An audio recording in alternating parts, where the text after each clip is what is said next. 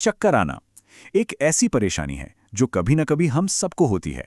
आज हम इसी के बारे में बात करेंगे और समझेंगे कि टैबलेट डिज़रॉन इसमें कैसे मदद करती है। कभी ऐसा महसूस हुआ है कि सब कुछ गोल गोल घूम रहा हो, या फिर पहाड़ों पर गाड़ी में जाते हुए अचानक से तबीयत खराब लगने लगी हो? ये जो एक बहुत ही बेचैन करने वाला एहसास होता है, इसे ही वर्टिगो या मोशन सिकनेस कहते हैं। ये जो सारी फीलिंग्स है ना, इनका सीधा कनेक्शन हमारे बॉडी के बैलेंसिंग सिस्टम से है, और यहीं पर टैबलेट डिज़रॉन अपना काम करती है, जो इस बिगड़े हुए संतुलन को ठीक करने में मदद करती है। तो चलिए थोड़ा और गहराई से समझते हैं कि टैबलेट डिज़रॉन आखिर है क्या, और ये इन लक्षणों से राहत कैसे दिलाती है। तो टैबलेट डिज़रॉन असल में एक एंटी वर्टिगो दवा है, और इसका जो मेन एक्टिव इंग्रेडिएंट है, जिसे हम इस दवा का हीरो कह सकते हैं, वो है सिनारिजिन। यही वो चीज़ है जो चक्कर आने की समस्या से लड़ती है।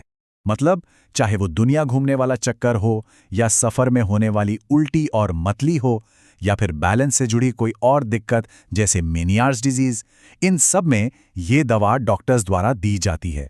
अच्छा, तो ये काम कैसे करती है? चलिए इसके मैकेनिज्म को समझते हैं कि शरीर के अंदर जाके ये करती क्या है। देखिए, ये दवा ना 2 लेवल पे काम करती है।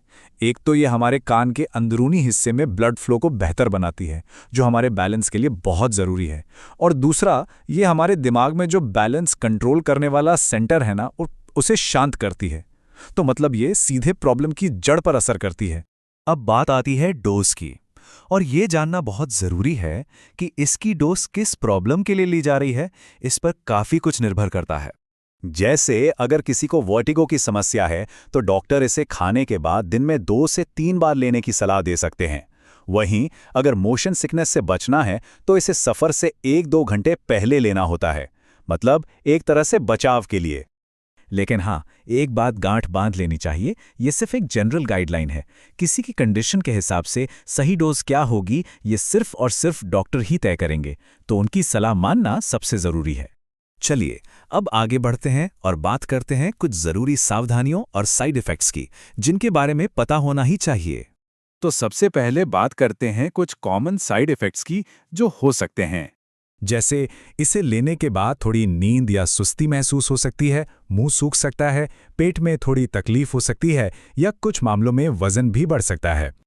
और क्योंकि इससे सुस्ती आ सकती है, तो ये बहुत बहुत ज़रूरी है कि दवा लेने के बाद ड्राइविंग बिल्कुल ना करें और ना ही शराब पिएं।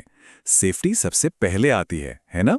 कुछ खास मेडिकल कंडीशंस में या कुछ लोगों को ये दवा बहुत सावधानी से इस्तेमाल करनी होती है, खासकर प्रेगनेंसी या ब्रेस्ट फीडिंग के दौरान, या फिर अगर कोई बुजुर्ग हैं या किसी को पार्किंसंस जैसी कोई बीमारी है, तो उन्हें डॉक्टर से इस बारे में खुलकर बात करनी चाहिए।